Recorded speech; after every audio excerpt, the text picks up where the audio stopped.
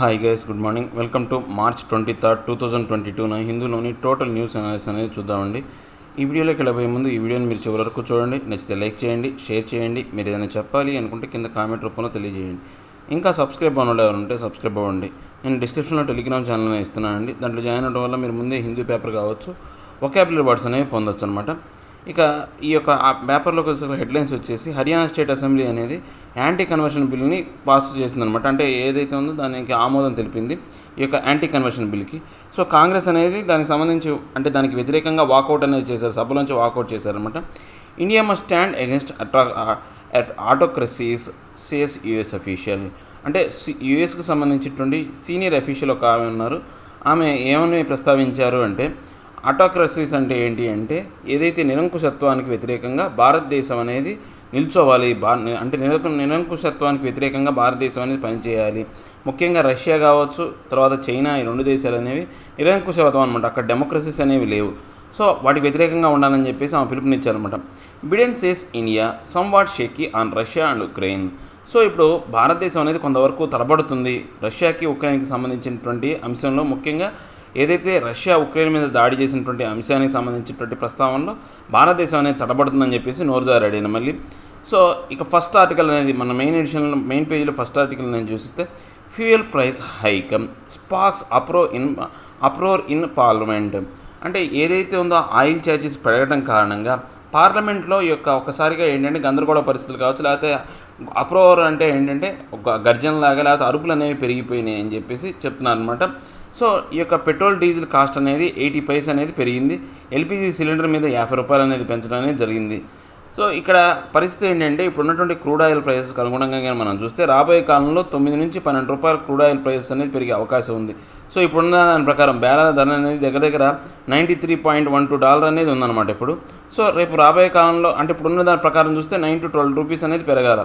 So కానీ ఇంకా పెరిగే అవకాశం ఉందన్నమాట. అంటే ఈ యొక్క క్రూడ్ ఆయిల్ ప్రైసెస్ అనేవి 130 రూపీస్ పర్ బ్యారల్ అనే డాలర్, అంటే $130 పర్ బ్యారల్ అనేది పెరిగితే కనుక అప్పుడు 15 నుంచి 20 రూపాయలకి లీటర్ పెరిగే అవకాశం అనేది. అంటే ఇప్పటికే దగ్గర మనకు 95-96 ఉన్నాయి కదా, అప్పుడు మనకు 120, 115, 120 రూపాయల దాకా ఈ యొక్క క్రూడ్ ఆయిల్ పెరిగే అవకాశం ఉంది. ఇప్పుడు ఏదైతే ఉందో గడిచిన కొంతకాలంగా ఏంటి అంటే ఒక నవంబర్ నుంచి కూడా వీళ్ళు ఈ యొక్క ట్యాక్స్ అనేవి తగ్గించారనమాట. ఏవైతే ట్యాక్స్ అనేవి తగ్గించడం కారణంగా ఈ యొక్క క్రూడ్ ఆయిల్ ప్రైస్ అనేది జరిగింది. మనకు దీపావళి కింద ఆఫర్ అనేది ఇచ్చారు. సో ఇప్పుడు 5 రాష్ట్రాల్లో ఎలక్షన్స్ అనేవి, అసెంబ్లీ ఎలక్షన్స్ అనేవి ముగిసినాయి కాబట్టి రాబోయే రోజుల్లో రేట్లు పెరిగే అవకాశం ఉందని చెప్పేసి చెప్తున్నారు అనమాట. సో ఆల్రెడీ బల్క్గా కొనే ఈ యొక్క డీజిల్ ప్రైస్ అనేది 25 రూపాయలు అనేది లీటర్ 25 రూపాయలు అనేది పెరిగింది. సో దీంతో పాటు ఏంటి అంటే ఈ యొక్క అంటే ఏవియేషన్ రంగానికి సంబంధించి విమానాలు నడిపే ఆయిల్ ఛార్జెస్ అనేవి 18% అనేది పెరిగిందనమాట. సో చాలా వరకు రేట్లు అనేవి పెరిగినాయి. రాబోయే కాలంలో ఇంకా ఈ యొక్క అంటే ఈ యొక్క ఏదైతే మోత అనేది అంటే ఈ యొక్క రేట్ల మోత అనేది ఇంకా కనబడే అవకాశం ఉంది అని చెప్పేసి చెప్తున్నారు అనమాట. సో ఈరోజు ఎడిటోరియల్ పేజీలో ఎడిటోరియల్ పేజీలోకి వెళ్తానండి. ఎడిటోరియల్ పేజీలో కూడా పెద్దగా ఇంపార్టెంట్ ఆర్టికల్స్ అయితే ఏం లేవు ఈరోజు వరకు కూడా. సో ఈ యొక్క వ్యాక్సిన్కి సంబంధించినటువంటి ఈక్విటబిలిటీ యాక్సెస్ అనే దాని కింద ఒక ఆర్టికల్ అనేది ఇచ్చారనమాట. సో ఈక్విటబిలిటీ యాక్సెస్ అంటే ఏంటంటే అందరికీ సమానమైనటువంటి అందుబాటులో ఉండే విధంగా ఈ యొక్క ఎసెన్షియల్ మెడిసిన్స్ అనమాట, అత్యవసర మందులు అనేవి తీసుకురావాలని చెప్పేసి చెప్తున్నారు అనమాట. లాస్ట్ టైం మనం ఒక ఆర్టికల్ అనేది డిస్కస్ చేసాం. ముఖ్యంగా దేనికి సంబంధించి ఈ యొక్క వ్యాక్సిన్కి సంబంధించి కోవిడ్-19 సంబంధించినటువంటి కావచ్చు, వ్యాక్సిన్ కావచ్చు, లేకపోతే మందులకు సంబంధించినటువంటి ఈ యొక్క పేటెంట్ రైట్స్ ఏవైతే ఉన్నాయో ఆ పేటెంట్ హక్కులు అనేవి కొంతవరకు ఉపశమనం కలిగించాలి. అందరికీ అందుబాటులో ఉండే విధంగా మందులు అనేవి అంటే పేటెంట్ రైట్స్ తొలగించడం కారణంగా అవి అందరికీ అందుబాటులోకి వస్తాయని చెప్పేసి భారతదేశం, సౌత్ ఆఫ్రికా అనేది WTOలో ఒక ప్రపోజల్ అనేది పెట్టింది. ఆ ప్రపోజల్ని ఎప్పుడో పెడితే ఇప్పుడు 4 నెలల తర్వాత ఇప్పుడు ఆ ప్రపోజల్ అనేది యాక్సెప్ట్ చేశారనమాట. 4 నెలలుగా చాలా కాలం తర్వాత 2020లో పెట్టారు. 2020 యొక్క అంటే అక్టోబర్ టైంలో పెట్టారు ఆ ప్రపోజల్ అనేది, అంటే వ్యాక్సిన్ తయారు చేసినప్పటికీ. సో యూరోపియన్ యూనియన్ కంట్రీస్ కావచ్చు అవన్నీ కూడా పూర్తిగా వ్యతిరేకించినాయి అనమాట. సో దానికి సంబంధించినటువంటి ఇప్పుడు ప్రపోజల్ని ఇప్పుడు యాక్సెప్ట్ చేశారు. అది కూడా ఎంతవరకు యాక్సెప్టెన్సీలోకి వచ్చింది అంటే కేవలం వ్యాక్సిన్స్ వరకే. మళ్ళీ మెడిసిన్స్ కావచ్చు, ఈ యొక్క కోవిడ్-19 సంబంధించినటువంటి ఎక్విప్మెంట్ కావచ్చు, కిట్స్ కావచ్చు, వాటికి సంబంధించినటువంటి ఈ యొక్క పేటెంట్ రేట్స్లో మాత్రం ఎటువంటి మార్పులు అనేవి లేవన్నమాట. సో దానికి సంబంధించిన ఆర్టికల్ అనమాట. The compromise outcome and the WTO should see India and South Africa losing their lead theme in the కోవిడ్-19 ఫైట్.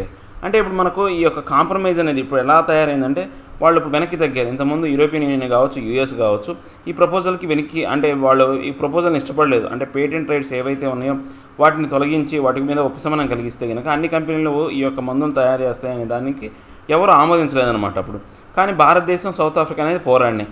కానీ ఇప్పుడు వీళ్ళందరూ కాంప్రమైజ్కి వచ్చారు. ఎవరైతే అప్పుడు ఒప్పుకోలేదో వాళ్ళు కాంప్రమైజ్కి వచ్చారు. వాళ్ళ వ్యవహార శైలి ఎలా ఉంది అంటే ఈ కోవిడ్-19 ఫైట్కి సంబంధించి ముందు ప్రతిస్పందించినటువంటి దేశాలు ఏవైతే ఉన్నాయో మన భారతదేశం ఒకటి, సౌత్ ఆఫ్రికా, ఈ రెండు ప్రతిస్పందించాయి అనమాట. కానీ ఇప్పుడున్నటువంటి పరిస్థితుల ప్రకారం ఈ యొక్క ఏవైతే ఇంతకుముందు కాంప్రమైజ్ కాని దేశాలు ఇప్పుడు కాంప్రమైజ్లోకి వచ్చి అంటే భారత్, సౌత్ ఆఫ్రికా కన్నా వీళ్ళు ఎక్కువగా మెరుగ్గా ఈ యొక్క అంశానికి సంబంధించినటువంటి ప్రపోజల్ అనేది తీసుకొచ్చినట్టు వాళ్ళు ఓవర్ యాక్షన్ అనేది చేస్తారనమాట. అంటే భారత్, సౌత్ ఆఫ్రికా యొక్క ప్రాధాన్యత అనేది తగ్గిపోతుంది ఈ అంశానికి సంబంధించి WTO ఉందని చెప్పేసి చెప్తున్నాను అనమాట. సో ఈ కోవిడ్-19 సంబంధించినటువంటి వ్యాక్సిన్లో ఏదైతే పేటెంట్ రైట్స్ సంబంధించి వరల్డ్ ట్రేడ్ ఆర్గనైజేషన్ సంబంధించినటువంటి యొక్క ప్రపోజల్ అనేది పెట్టడం జరిగింది భారత్, సౌత్ ఆఫ్రికా. సో దీనికి సంబంధించి ఏదైతే ఇంటలెక్చువల్ ప్రాపర్టీ రైట్స్ అనమాట. సో ఈ యొక్క అంటే trade related aspects of intellectual property rights సంబంధించిన దాంట్లో కొంత అగ్రిమెంట్ అనేది ఏదైతే ఉపసంహరించుకోవాలని చెప్పారనమాట. సో ఈ టైం లైన్ అనేది మనం కనుక చూస్తే గడిచే కొద్ది పరిస్థితులు అనేవి దారుణంగా తయారైనాయి. దీని కారణంగా ఈ యొక్క 3 సంవత్సరాల పాటు వీటికి సంబంధించినటువంటి ఇంటలెక్చువల్ ప్రాపర్టీస్ కింద వాటికి హక్కు ఏదైతే ఉందో వాటి కింద ఉపశమనం కలిగించాలని చెప్పేసి ఇక యూరోపియన్ యూనియన్ కావచ్చు, యూఎస్ లాంటి దేశాలనేవి ఒప్పుకున్నాయి అనమాట. సో యూఎస్ అనేది దీనికి సంబంధించినటువంటి WTO మెంబర్ అనమాట. క్వాడ్కి సంబంధించినటువంటి అంటే ఈ యొక్క క్వాడ్ అంటే గ్రూప్ ఆఫ్ 4 కంట్రీస్ కదా, యుఎస్, ఇండియా, ఆస్ట్రేలియా, జపాన్, ఈ 4 దేశాలలో ఈ క్వాడ్ దేశానికి కలిగినటువంటి యుఎస్ అనేది అప్పుడు పూర్తిగా వ్యతిరేకించిందనమాట. ఇప్పుడు యూరోపియన్ యూనియన్ కూడా ముఖ్యంగా ఆ కాలంలో దీనికి సంబంధించినటువంటి ఈ యొక్క ప్రపోజల్ని వ్యతిరేకించినటువంటి యూరోపియన్ యూనియన్ అనేది ఇప్పుడు ముందుకు వచ్చి ఈ యొక్క పేటెంట్ రైట్స్ అనేవి తొలగిస్తున్నామని చెప్పేసి చెప్పారు. సో అలానే కాకుండా యూకే లాంటి దేశాలు కూడా ఈ ప్రపోజల్ని యాక్సెప్ట్ చేసాయి అనమాట. సో దీనికి సంబంధించి వీళ్ళు ఏం చేస్తున్నారంటే ఇప్పుడు దానికి సంబంధించినటువంటి ఏదైతే వీవర్స్ అనమాట, అంటే ఏదైతే ఉన్న కొన్ని మినహాయింపులు అనేవి ఇవ్వడం జరిగింది ఇంటలెక్చువల్ ప్రాపర్టీ రైట్స్ కింద కొన్ని వీవర్స్ అనేవి ఇస్తున్నారనమాట.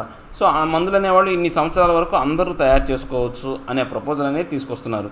సో దీనికి సంబంధించి లైసెన్సింగ్ అనమాట. యాక్చువల్గా ఫస్ట్ ఏమనుకున్నారంటే లైసెన్సింగ్ ఇవ్వాలి అనుకున్నారు.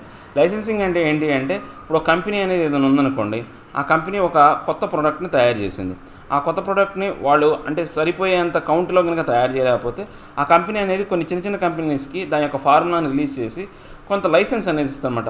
ఈ లైసెన్స్ కంపెనీ ఇచ్చినందుకు ఈ యొక్క ఫార్ములా అంటే ఆ ఫార్ములాను తీసుకున్నందుకు ఏవైతే చిన్న కంపెనీలు కొంత డబ్బు అనేది కట్టాలి, వాళ్ళకి ఏదైతే ఛార్జెస్ అనేవి పే చేయాలన్నమాట.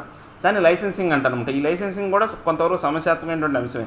ఎందుకంటే లైసెన్సింగ్ అనేది ఎక్కువగా పెట్టింది అనుకోండి, వాళ్ళ యొక్క అంటే వాళ్ళ కొన్నటువంటి రెమ్యునరేషన్ ప్రకారం పెట్టారనుకోండి, వాళ్ళ యొక్క గుడ్ విల్ ప్రకారం, కంపెనీ గుడ్ విల్ ప్రకారం అందరూ వాటిని కొనలేరు. సో ఆ యొక్క రేట్లు కూడా ఏమవుతుందంటే ప్రజలకు అందించాలనుకున్న తక్కువ రేట్లకే ప్రజలకి అందుబాటులో తీసుకురావాలనుకున్నటువంటి ఈ యొక్క మందు రేటు కూడా తగ్గించలేమన్నమాట. అసలు యాక్చువల్గా ఈ పేటెంట్ రైట్స్ తొలగించేదే అందరికీ అందుబాటులో ఉండే విధంగా ఆ యొక్క మందును తీసుకురావడం కోసం, అంటే ఆర్థికంగా అందరికీ అందుబాటులో ఉండే విధంగా చేయడం కోసమే. సో ఇలాంటి లైసెన్సింగ్ విధానం అనేది పూర్తిగా ఇబ్బందికరమైనటువంటి విధానం. దీనివల్ల ఎటువంటి ఉపయోగం అయితే ఉండదన్నమాట. సో ఇప్పుడు ఈ క్వాడ్ గ్రూప్ అనేది ముఖ్యంగా దీని మీద వ్యవహరిస్తుంది. సో క్వాడ్ గ్రూప్లో యూఎస్ అనేది దీని మీద ఎక్కువగా పనిచేయడం కారణంగా అసలు చివరికి వీళ్ళు ఎలాంటి అపోహ తీసుకొస్తున్నారు అంటే ఈ ప్రపోజల్ని తీసుకొచ్చింది యూఎస్ఏనేమో అనే విధంగా పరిస్థితులు అనేవి ఉన్నాయన్నమాట. సో దీనికి సంబంధించి మన భారతదేశం కావచ్చు, సౌత్ ఆఫ్రికా కావచ్చు, సంవత్సరాలు ఎప్పుడైతే కోవిడ్-19 నుంచి మన 2 సంవత్సరాలు అవుతుంది, ఆ 2 సంవత్సరాల్లో ఎప్పుడైతే వ్యాక్సిన్ స్టార్ట్ అయిందో అప్పటి నుంచి పాపం వాళ్ళు పోరాడుతూనే ఉన్నారు, మన భారతదేశం కావచ్చు, సౌత్ ఆఫ్రికా కావచ్చు. సో ఈ సౌత్ ఆఫ్రికా కావచ్చు, ఇండియా కావచ్చు, వాళ్ళ యొక్క ఏదైతే మోరల్గా అంటే ధర్మం ప్రకారం వాళ్ళు మాట్లాడినది ఇప్పుడు హానిలో పడింది అనమాట. అంటే ఆ ధర్మం అనేది వాళ్ళు తీసుకొచ్చింది కాదు, బయట వాళ్ళు తీసుకొచ్చింది అనే విధంగా ఈ యొక్క అంటే ప్రపంచంలో పెద్ద పెద్ద దేశాలు, బిగ్ కంట్రీస్ అనేవి ఉన్నాయి అని చెప్పేసి ఈ యొక్క ఆర్టికల్ అనమాట. ఇక నెక్స్ట్ ఇంకా ఏ ఆర్టికల్స్ అనేవి ఇవన్నీ కూడా ఏంటంటే రాజకీయపరమైనటువంటి ఆర్టికల్స్ అనేవి కానివ్వండి, పెద్దగా ఇంపార్టెంట్ ఆర్టికల్స్ అయితే కాదనమాట. సో ఇక మన నెక్స్ట్ ఆర్టికల్ అనేది మనం ఏమైనా చూస్తే ఈ యొక్క రాబోయే కాలంలో ప్రెసిడెంట్ పోల్స్ అనేవి జరగబోతున్నాయి అనమాట. సో ఈ యొక్క మనకు స్టాటిస్టిక్స్ అనేవి తెలిసి ఉండాలండి. రేపు జూలై 22, 2022తో రామ్నాథ్ కోవింద్ యొక్క టెన్యూర్ అనేది కంప్లీట్ అయిపోద్ది అనమాట. సో ఇప్పుడు మన భారతదేశంలో ఎంపీ ఓట్ అనేది ఎంత ఉందంటే, అంటే ఎంపీ ఓటు యొక్క విలువ ఎంత అంటే 708 ఓట్లు అనమాట. ఒక్కొక్క ఎంపీ యొక్క ఓటు విలువ 708 ఓట్లతో సమానం అనమాట. సో మన మన యొక్క భారత పార్లమెంట్లో మొత్తం లోక్సభ, రాజ్యసభలో కలుపుకొని 776 మంది ఎంపీలు ఉన్నారు. ఒక్కొక్కరి యొక్క ఓటు విలువ అనేది 708. ఈ మొత్తం కనుక మల్టిప్లై చేస్తే కనుక మొత్తం 5,49,408 ఓట్ల వాల్యూ అనేది ఈ యొక్క ఎంపీలకు అనేది ఉందన్నమాట. సో ఇక ఎమ్మెల్యే ఓటు అనేది రాష్ట్రం యొక్క జనాభాను బట్టి మారుతూ ఉంటుందన్నమాట. యూపీలో ఒక్కొక్క ఎమ్మెల్యే ఓటు యొక్క విలువ అనేది 208 ఓట్లు అనేది ఉంటే, గోవా అనేది చిన్న రాష్ట్రం కదా, సో అక్కడ ఎమ్మెల్యే యొక్క ఓటు అనేది వాల్యూ అనేది ఎంత అంటే 20 ఓట్లు అనమాట.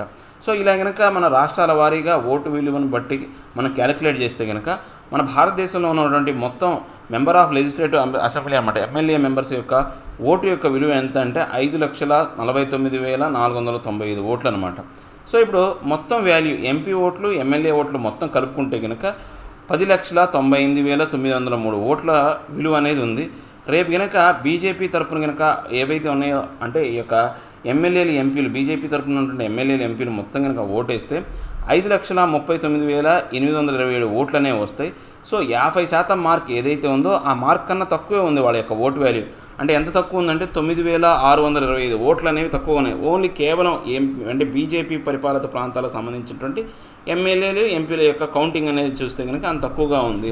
సో నెక్స్ట్ బీజేపీ అంటే గెలవాలంటే మిగతా వాళ్ళ అంటే సపోర్ట్ తీసుకోవాలి. ఎట్లాగో ఈ యొక్క అంటే వైఎస్ఆర్సీపీ పార్టీ కావచ్చు ఇలాంటివన్నీ సపోర్ట్ చేస్తాయి కాబట్టి వాళ్ళకి బీజేపీకి పెద్ద ఇబ్బంది ఏం లేదు. సో కొంతమంది కొన్ని ప్రాంతాలు అనేవి సపోర్ట్ చేస్తాయి అనమాట. సో ఇక నెక్స్ట్ వచ్చేసి ఫ్యూయల్ ఛార్జెస్ అనేవి హైక్ అవుతున్నాయి. ఇందాక చెప్పాం కదా, ఈ యొక్క దానికి సంబంధించినటువంటి ఈ యొక్క రేట్లు అనేవి 15 నుంచి 20 రూపాయల వరకు లీటర్ పెరిగే అవకాశం ఉంది. రాబోయే కాలంలో 110, 120 వెళ్ళిపోయే వాల్యూ ఇప్పుడు $93 అయితే ఉంది, 110, 120 వెళ్ళిపోయే అవకాశం అనేది ఉంది అని చెప్పి చెప్తున్నారు. సో దీనికి సంబంధించి ఇప్పుడు ఏదైతే ఉందో రవాణా ఛార్జీలు పెరిగే అవకాశం ఉందన్నమాట. ప్రభుత్వం అనేది ఇలానే ఈ యొక్క రేట్లు పెంచుకుంటూ పోతే కనుక దీని మీద డైరెక్ట్గా ఇన్ఫ్లేషన్ ప్రభావం అనేది పడుతుంది. ఈ యొక్క ఆల్రెడీ 6% ఏదైతే మనం అనుకున్నటువంటి ఈ యొక్క లిమిట్ అప్పర్ లిమిట్ అనేది దాటేసిందనమాట. సో ఇంకా ఈ యొక్క పెరుగుదల జరిగితే కనుక ఇంకా రేట్లు అనేవి పెరిగే అవకాశం ఉంది అని చెప్పేసి చెప్తున్నారనమాట.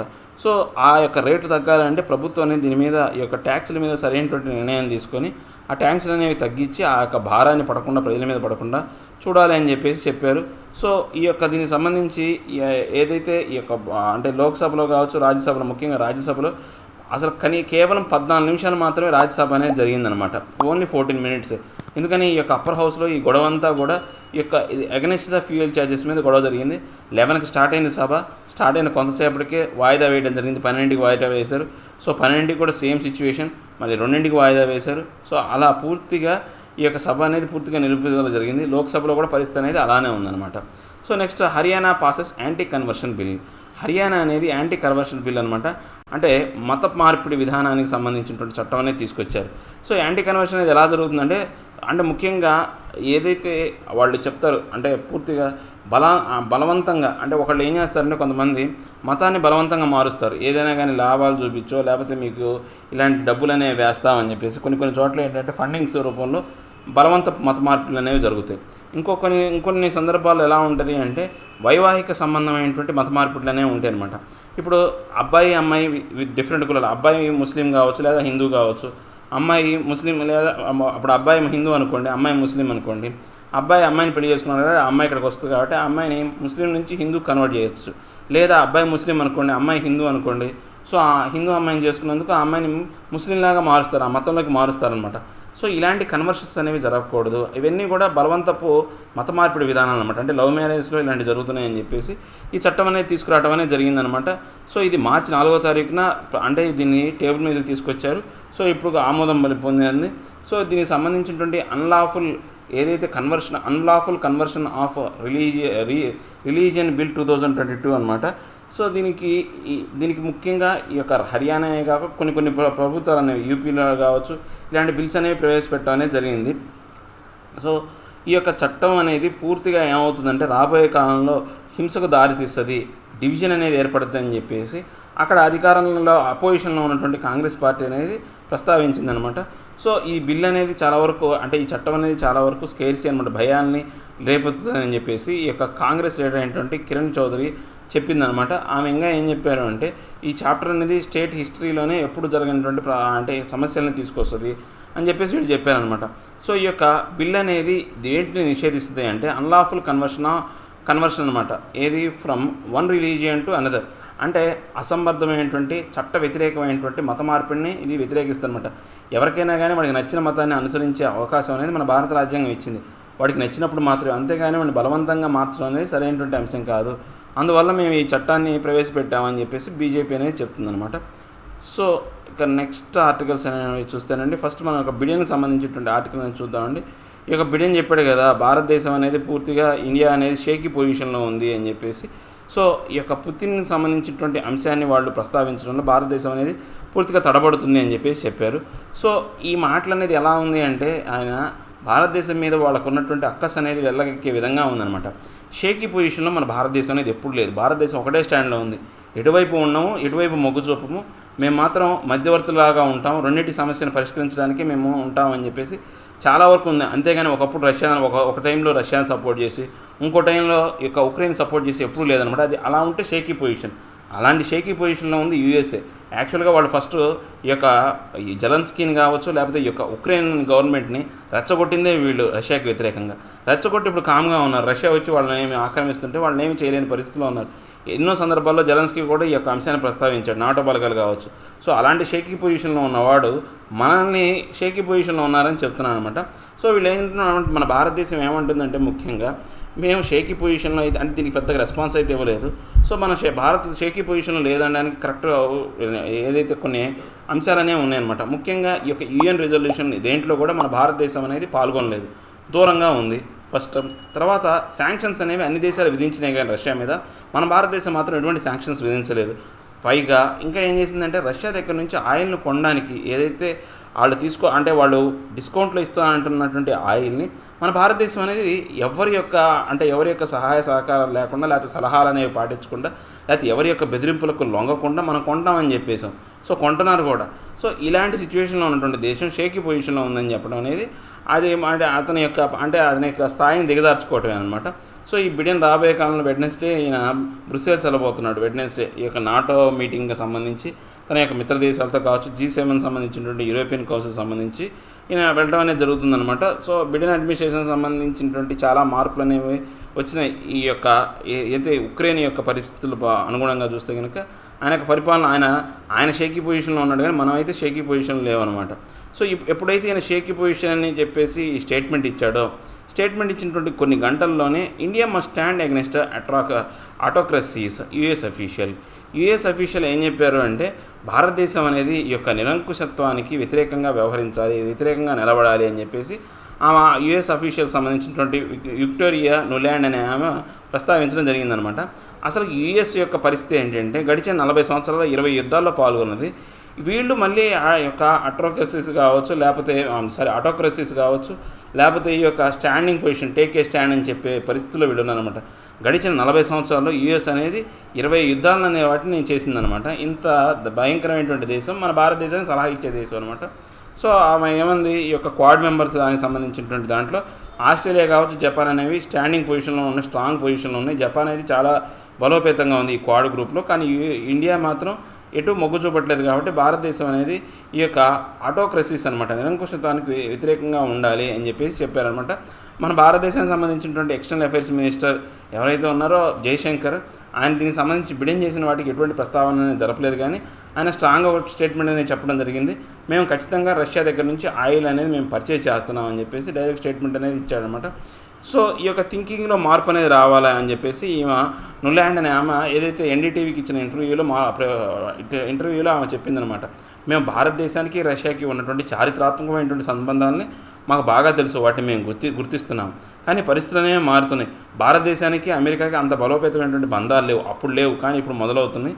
సో ఈ యొక్క థింకింగ్ అనేది, ఎవల్యూషన్ అనేది థింకింగ్లో అంటే ఆలోచన విధానంలో మార్పు వస్తుందని చెప్పేసి చెప్పారనమాట. ఇంకా సెక్యూరిటీ నీడ్స్ అనేవి అవసరం. అంటే ఈ యొక్క ఉక్రెయిన్కి సంబంధించినటువంటి సెక్యూరిటీ కావచ్చు, ఎక్విప్మెంట్కి సంబంధించినటువంటి ఈ యొక్క అంశాలు, ఈ యొక్క సోవియట్ ఎరాలో ఉన్నటువంటి పరిస్థితులకు అనుగుణంగా వాళ్ళకు రక్షణ అనేది కల్పించాల్సిన బాధ్యత అనేది అందరి మీద ఉందని చెప్పేసి ప్రస్తావించడం అనేది జరిగిందండి. సో ఇవేనండి ఈరోజు హిందూలోని టోటల్ న్యూస్ అనాలిసిస్. నా ఎక్స్ప్లెనేషన్ మీకు నచ్చే ఉంటుంది అనుకుంటున్నాను. నచ్చితే లైక్ చేయండి, షేర్ చేయండి. మీరు ఏదైనా చెప్పాలి అనుకుంటే కింద కామెంట్ రూపంలో తెలియజేయండి. ఇంకా సబ్స్క్రైబ్ అవ్వడం ఉంటే సబ్స్క్రైబ్ అవ్వండి. Thank you very much.